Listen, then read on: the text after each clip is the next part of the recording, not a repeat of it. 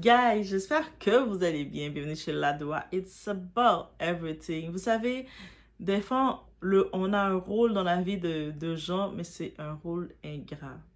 Et c'est ça qui arrive beaucoup, qu'on veut la mettre ou pas, pour les beaux-pères, qui élèvent l'enfant d'un autre homme. Parce que le rôle d'étranger est très présent et c'est ça qui arrive, c'est triste.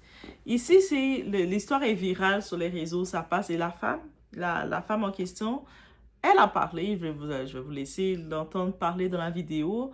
Et elle le dit clairement, là, elle est fière d'elle. Maintenant, elle n'a pas de regrets et pour elle, c'est tout à fait normal. C'est son père biologique qui devait l'amener à l'hôtel pour son mariage. Mais par contre, elle comptait sur l'argent du beau-père. Donc, le beau-père, je te donne aucun rôle, aucune considération, juste que j'ai besoin de toi que tu sponsorises mon mariage.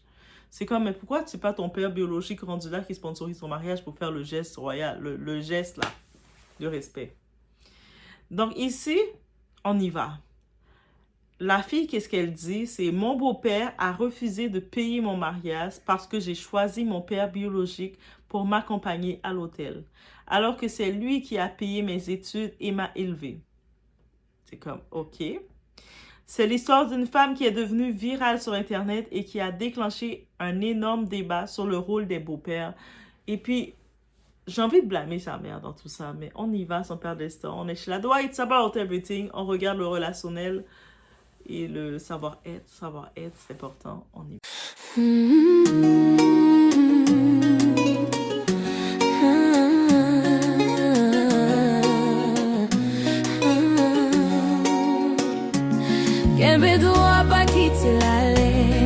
The stepdaughter, the one whose stepfather refused to pay for my wedding because I wanted my actual father to walk me down the aisle. Let me start with this. I know people in the comments think I'm ungrateful or spoiled or whatever, but this is my father. Flawed, yes. Inconsistent, yes. But he's still my father, and no one can ever replace that. Life is short, and I didn't want to look back on my wedding day and regret not us both being there. And no one can ever replace that. Life is short, and I didn't want to look back at my wedding day and regret not giving both of us that moment. My husband actually said it first. Babe, your real dad should walk you down the aisle. And that hit me. Like, yeah, he should. For everything he didn't do, that's still my dad. That's still the man whose DNA I carry. And one moment doesn't erase the damage, but it does mean something to me. And yes, I did tell my stepfather he could walk me down the aisle. I'm not gonna lie. I did say that. And at the time, it felt right. He's been there for me for years. School, rides, money, everything. He was stable when my dad wasn't. So yeah, I said it. But after talking with my fiance, I realized I wanted something different.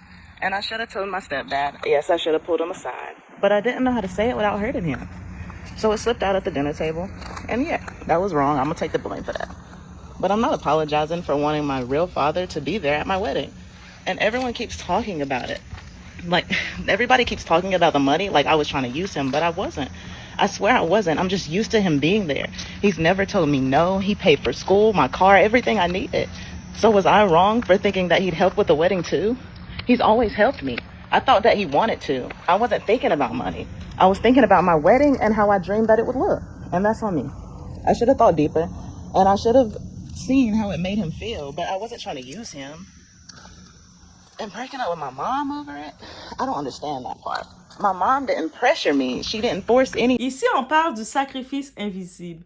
Donc, beaucoup de familles recomposées, il y a un homme qui arrive après. Des fois, c'est la femme qui arrive après, mais on parle du cas du beau-père. Il n'est pas le père biologique, mais souvent, c'est lui qui paie les études, nourrit l'enfant, paie les vêtements, aide à construire un futur. Et vous savez, quand on va dire, la femme va dire, mais le gars m'a pris, il savait que j'ai des enfants, donc c'est normal qu'il se sacrifie, qu'il doit faire la responsabilité pour mes enfants. Mais souvent, ces femmes-là, elles n'éduquent pas leurs enfants. Et c'est là le problème. Elles n'apprennent pas la gratitude à leurs enfants. Et pourtant, dans les moments symboliques, certains se demandent qui est vraiment le père. Le moment qui a tout déclenché. Dans cette histoire, la jeune femme explique qu'elle voulait éviter d'avoir des regrets. Là, je pense qu'elle va en avoir, clairement. Donc, elle a choisi que son père biologique la conduise à l'hôtel. Le problème, c'est le beau-père qui proposait de payer tout le mariage. Et actuellement, on regarde le tour, moi je me dis, Tu te maries avec un individu et t'es confortable que c'est une autre personne qui paye pour tout le mariage. Donc, le futur mari, techniquement, il fait quoi? Ça, c'est comme ça que vous gâtez, vous vous mariez avec des garçons princesses, avec des garçons bons à rien. Après, quand vous êtes dans le foyer, le mari, il va rien faire non plus parce qu'il n'a pas contribué à son mariage. Bref, ça, c'est un petit point. Quand le beau-père, bien entendu, il a compris qu'il ne jouerait aucun rôle ce jour-là, il a simplement retiré son financement, comme il se doit. Pourquoi cette histoire divise Internet? Certains disent, elle a le droit de choisir son père biologique. En effet, je suis tout à fait d'accord. Elle a le droit de choisir son père biologique pour l'amener à l'hôtel. Et lui aussi, il a le droit de se retirer financièrement. Donc, ça veut dire elle a bénéficié toute sa vie de ses études, sa scolarité, c'est le beau-père qui paye. De tout le côté aspect financier de sa vie, c'est le beau-père qui paye. Et puis, le minimum de lui donner un peu d'honneur, il refuse, mais il doit continuer de jouer son rôle lui donner. Non, dans la vie, c'est pas comme ça.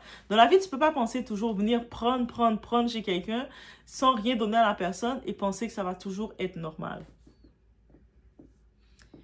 Et bien entendu, il y a aussi d'autres personnes qui disent, quand quelqu'un t'a élevé et sacrifié pour toi pendant des années, et s'est sacrifié pour toi pendant des années, le respect compte aussi. Et pour beaucoup d'hommes, cette histoire soulève une question très sensible. Que devient un beau-père dans une famille recomposée? Un vrai parent ou simplement quelqu'un qui aide sans jamais être reconnu? Le problème des familles recomposées. Les familles recomposées peuvent fonctionner très bien. Ça dépend de la base, ça dépend de qui t'a élevé. Moi, je blâme la mère de cette femme. La mère de cette femme, c'était sûrement une opportuniste qui était là pour prendre. Elle n'avait jamais appris à sa fille à respecter son beau-père, cet homme qui a fait des sacrifices, a investi en elle. Donc, c'est pour ça qu'elle se permet de parler normalement comme ça. Mais tout ça repose sur un équilibre fragile, l'amour, le respect et la reconnaissance. Un humain a besoin de reconnaissance. Comment vous pensez que c'est pour ça que beaucoup de femmes se font prendre? Elles veulent bénéficier de l'argent d'un homme et tout, les avantages, les sorties, mais elles lui donnent aucune reconnaissance. Elles lui donnent aucun respect, aucun amour. Mais l'équilibre va pas marcher. Quand cet équilibre disparaît, la relation peut se briser très vite. L'ironie de la situation. Aujourd'hui, son fiancé à elle, parce qu'elle a son fiancé, semble soutenir sa décision. Bien entendu qu'il soutient la décision parce que le fiancé, il se marie, il paie rien dans le mariage pour sa petite conne. Il se marie avec sa petite conne qui était désespérée du mariage. Lui ne paye rien, c'était un autre homme qui allait payer le mariage. Mais il allait rentrer dans le mariage pour être bénéficiaire. Donc, bien entendu que quand on lui dit, la personne qui devait payer ton mariage finalement s'est retirée, donc lui, il est fâché aussi. Parce qu'il se dit, ça veut dire que je vais devoir payer pour cette petite conne-là. Mais ça me tente plus de me marier avec elle finalement. Donc, elle, au lieu de regarder de voir son fiancé qui est fâché que le beau-père ne veut plus payer pour cette petite conne gâtée-là, ingrate, elle devrait regarder le comportement de son fiancé qui est fâché contre le beau-père qui ne veut pas payer pour le mariage que lui était supposé prendre en charge. Voilà.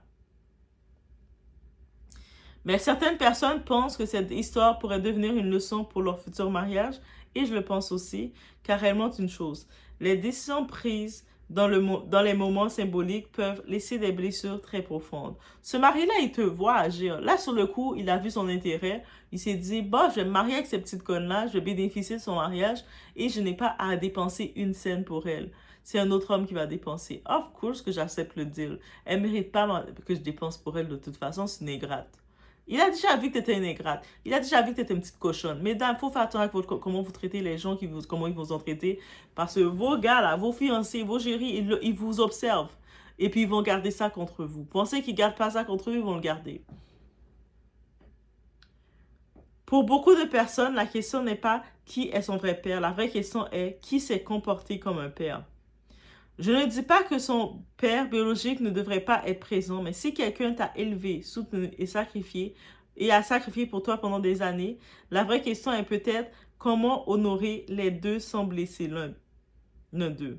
Donc oui, inviter ton père biologique, c'est tout à fait normal que tu veux l'inviter. C'est ton père biologique, tu essaies de créer un lien, tu sais, le lien de la petite fille qui est avec son père biologique, la recherche. Mais l'autre homme, pendant des années, il a payé ton école, là. Il payait l'école pour toi, il a payé tous tes soins de ton côté, il t'a mis bien. Lui, il mérite aussi sa reconnaissance. Et si tu n'es pas capable de reconnaître ça comme un être vivant, tu mérites rien de bon dans ta vie finalement. Aussi simple que ça. Et ça amène la question de dire que, mesdames, quand vous avez des enfants, c'est pour ça qu'il y a beaucoup d'hommes qui aujourd'hui hésitent ou ne veulent plus avoir de relation ou se mettre en relation avec une femme qui a des enfants. Parce qu'ils savent la job ingrate. Surtout, dépendant de certaines femmes. Tu sais, les femmes qui disent, qui prennent pour acquis, elles vont en date avec un gars et puis elle dit, tu dois payer pour le bébé, tu dois payer pour la gardienne. Ils voient que, comme genre de personne que vous êtes une mauvaise femme. C'est-à-dire que vous allez dire à vos enfants, cet homme à qui je suis, c'est lui qui va vous gérer. Parce que le fait que je mougo avec lui, vous pouvez le réclamer. Donc, il sait que il n'est qu'un portefeuille vivant pour vos enfants. Et ça aussi, il faut faire la part des choses. Comme vous avez des enfants, il faut montrer le respect à vos enfants, la gratitude à vos enfants. Cet homme est avec moi, est dans ma vie, il m'a accepté avec les enfants. Il prend sa place et des responsabilités qu'il a pris en charge. Mais vous avez la responsabilité de le reconnaître, de reconnaître ce qu'il fait pour vous, de le respecter. Donc, je vous laisse avec tout. Donc, laissez-moi savoir qu'est-ce que vous en pensez de tout ça, de quel côté vous êtes. Et on se retrouve aux prochaines vidéos.